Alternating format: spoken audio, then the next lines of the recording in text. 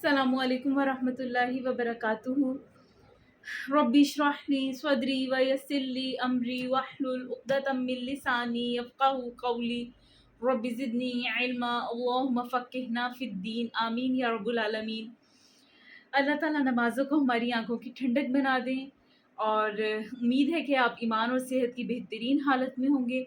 और आज जिस मकसद के लिए हम दोबारा आपस में बात कर रहे हैं, मैं आपके सामने आई हूँ, वो ये है कि नमाज़ों को बेहतर कैसा बनाया जाए, नमाज का बेहतरीन तरीका कौन सा है, अल्लाह के नबी सल्लल्लाहु अलैहि वसल्लम की नमाज कैसी थी।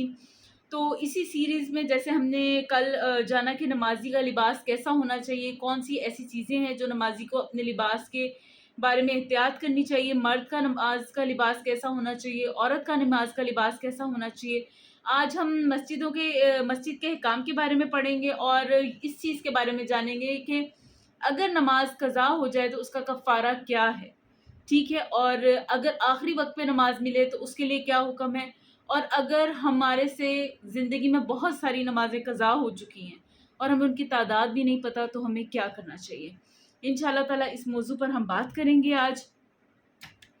सबसे पहले तो वो शख्स जिसका दिल मस्जिद में अटका रहता है, उसके लिए खुशखबरी है कि ऐसा शख्स जिसका दिल मस्जिद के अंदर अटका रहता है, उसके लिए अर्श इलाही का साया नसीब होगा क़यामत के दिन। उस दिन जिस दिन कोई साया नहीं होगा सवाए अर्श इलाही के साये के।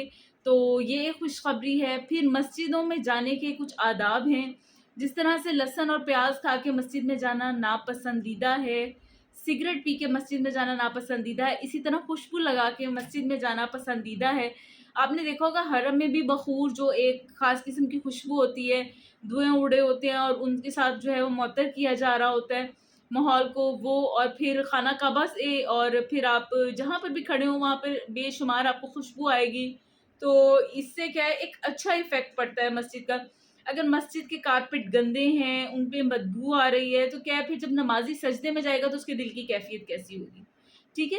एक ट्रिक भी है कि मैंने कुछ स्कॉलर से सुना है कि अगर आपका सजदा तवील नहीं है तो आप क्या करें कि अपने साथ ये करें कि आप अपने सजदे वाली जगह पर ना थोड़ी-सी खुशबू लगाएँ। हम दुनिया के लिए तो इन सब चीज़ों का इस्तेमाल करते हैं, तो दीन के रास्ते में क्यों नहीं?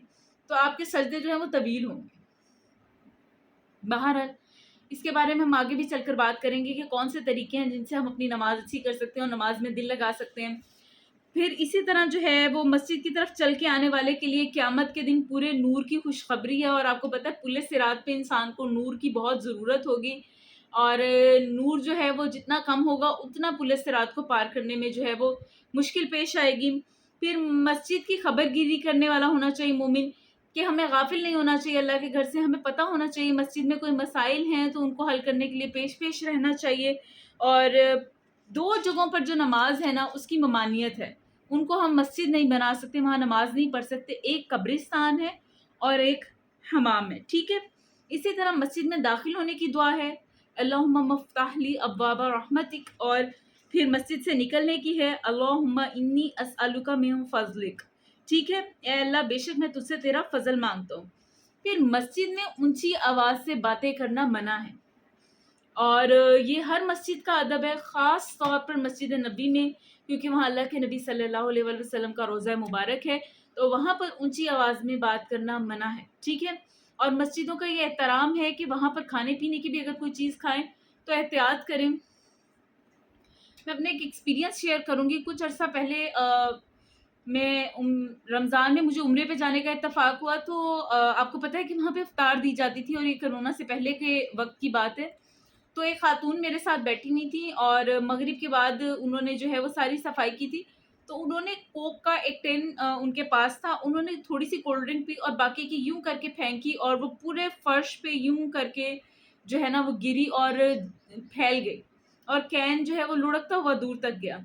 तो जो मस्जिद के जो हैं वो अ, ख़ादिम थे, वो आए और उन्होंने कहा, मुझे इतनी शर्मिंदगी हुई क्योंकि मैं उनके साथ बैठी थी। उन्होंने कहा कि क्या तुम अपने घर में खाना खाने के बाद इस तरीके से फेंक देती हो बर्तनों को? आप यकीन जाने मुझे इतनी शर्मिंदगी हुई। उन्होंने कहा, यहाँ पर आने के लिए तुम लोग नाते पढ़ते हो, दुआएँ करते हो, सारी ज़िंदगी सेविंग करते हो, और इस گھر کا احترام تمہیں یہ ہے، اللہ کے گھر کا احترام یہ ہے. اور یقین جانے اس قدر شرمندگی ہو رہی تھی، اور واقعتاً یہ ایک نہیں بہت جگہوں پر یہ چیز دیکھنے میں آتی ہے. تو ہم اللہ تعالیٰ ہم لوگوں کو ہدایت دیں. پھر 5 وقت جو نماز ہے اس کے لیے اللہ تعالیٰ نے کچھ اوقات مقرر کر دیے ہیں، اور نماز جو ہے وہ اپنے اوقات ہی کے ساتھ ہوتی ہے. لیکن ایک چیز جس میں ہم جانیں گے کہ اگر ہم سے نماز کا وقت مس ہو گیا ہے تو ہم کیا کریں گے. اگر کسی شخص سے نماز کا وقت قضا ہو گیا ہے تو اس کا کفارہ یہ ہے کہ جیسے ہی اس کو یاد آئے کہ میری نماز فوت ہو چکی ہے اور میں نے نماز نہیں ادا کی، وہ اسی وقت نماز پڑھے. جیسے کہ آپ فجر کے وقت سوتے رہ گئے اور آپ نماز نہیں پڑھ سکے، حالانکہ آپ کا ارادہ تھا، کوئی مشکل آ گئی، کچھ ہو گیا، تو پھر ہم کیا کریں گے؟ جیسے ہماری آنکھ کھلے سب سے پہلے وضو کر کے نماز ادا کریں. لیکن خیر ہم اس چیز کا خیال رکھیں گے کہ سورج جب نکل رہا ہوتا ہے اس وقت میں نماز ادا نہیں ہوتی کچھ دیر کے لیے. اگر ہم اس وقت میں فجر میں جاگے ہیں جب چند سیکنڈ یا چند منٹ ہیں، تو ہم پہلے جو ہے وہ فرض نماز جو 2 فرض ہیں ان میں سے اگر ہمیں 1 رکعت بھی مل رہی ہے تو ہم اس وقت میں پڑھ لیں گے، اور پھر سورج نکلنے پہ سنت ادا کر لیں گے. اسی طرح حضرت بلال رضی اللہ عنہ جو ہیں وہ ایک سفر میں اللہ کے نبی صلی اللہ علیہ وآلہ وسلم کے ساتھ تھے، اور ایک جگہ قافلے نے پڑاؤ کیا تو حضرت بلال نے کہا کہ میں سب کو فجر میں اٹھا دوں گا، اور وہ خود سو گئے. تو اللہ کے نبی صلی اللہ علیہ وآلہ وسلم جب اٹھے تو دیکھا دن چڑھ چکا تھا. تو آپ نے حضرت بلال سے پوچھا کہ یہ کیا ماجرا ہے؟ تو انہوں نے کہا کہ شیطان نے مجھے سلا دیا اور غافل کر دیا. تو اللہ کے نبی صلی اللہ علیہ وآلہ وسلم وہاں سے فوراً جگہ تبدیل کی، وضو کا حکم دیا، اذان کروائی اور نماز ادا کی. تو نماز جو ہے ہم لوگ یہ سمجھتے ہیں کہ ایک دن ظہر کی نماز قضا ہوئی ہے تو اگلے دن ظہر کی نماز جو ہے نا جب ہم ادا کریں گے اس کے ساتھ وہ قضا ہوگی. نہیں نہیں، اس ٹائم نہیں ادا ہوگی. جس وقت ہمیں یاد آ گیا، جس وقت وہ بھول ہوئی، اس کا کفارہ یہ ہے کہ اسی وقت اس کو ادا کیا جائے. چلیں جی، اب اس بات کی طرف آ جاتے ہیں جو لوگ قضائے عمری کے بارے میں سوال کرتے ہیں کہ اگر ہم سے ہماری زندگی کی نمازیں قضا ہو چکی ہیں اور ہم نے اپنی نمازیں نہیں ادا کی، تو اس صورت میں ہم کیا کریں کہ اب ہمارے پاس تو کوئی راستہ نظر نہیں آتا ہے. تو اس صورت میں وہ لوگ کیا کریں کہ کوئی قضائے عمری نہیں ہے جو ایک خاص قسم کی نماز رمضان میں لوگ پڑھتے ہیں اور کہتے ہیں کہ یہ 2 نفل پڑھ لیں اور اس میں یہ صورتیں پڑھ لیں تو ہماری ساری زندگی کی نمازیں معاف ہو جاتی ہیں. ایسا بالکل نہیں ہے. آپ توبہ کریں، صدقہ کریں، اور اگر آپ کو نہیں پتا تو آپ نوافل کی کثرت کریں ہر نماز کے ساتھ. تو اللہ تعالیٰ نے جو آپ سے فرض نمازیں چھوٹی ہیں اس نیت سے کریں گے تو اللہ تعالیٰ ضرور ان کو کمپنسیٹ کر دیں گے. اللہ تعالیٰ بہترین اجر دینے والے ہیں، اللہ تعالیٰ اپنے بندوں سے درگزر کرنے والے ہیں. ٹھیک ہے، یہ کچھ چیزیں ہیں جن کو خاص طور پر خیال میں رکھیں. جی، اس کے علاوہ کیا ہے کہ سفر میں بھی اگر ہم نماز ادا کریں تو ہمیں کیا کرنا ہے؟ اذان دے کر پھر اقامت جو ہے وہ کہنی ہے. اور کچھ مجبوری کی حالات میں اگر وقت بھی ہے، سب کچھ پتہ ہے اور ہمیں نماز نہیں ادا کر سکتے، جیسے کہ ایک ڈاکٹر ہے، اب نماز کا بہت کم وقت ہوتا ہے، جیسے کہ آپ دیکھیں مغرب کی نماز کا، اگر وہ کوئی آپریشن کر رہا ہے اور مریض کی جان جا رہی ہے تو وہ کیا کہے گا؟ اس کی جان جاتی ہے تو جائے، میرے لیے عشاء مغرب کی نماز اہم ہے. نماز ہر حال میں اہم ہے، لیکن اس ایمرجنسی صورتحال میں کیا ہوگا کہ وہ پھر قضا نماز ادا کرے، فوری طور پر فارغ ہونے کے بعد نماز ادا کرے. ہم یہ نہیں کہیں گے کہ پیشنٹ مر رہا ہے تو مر جائے. جیسے کہ ایک ہاسپٹل میں پتہ چلا کہ نرسز جی رمضان ہے، پیشنٹ تڑپ رہے ہیں درد سے تکلیف سے، وہ کیا کر رہی ہیں؟ وہ کہتی ہیں کہ ہمارے جو ہے نا سپارہ آج کے دن کا پورا نہیں ہوا، ہماری منزل پوری نہیں ہوئی تو وہ قرآن پڑھ رہی ہیں.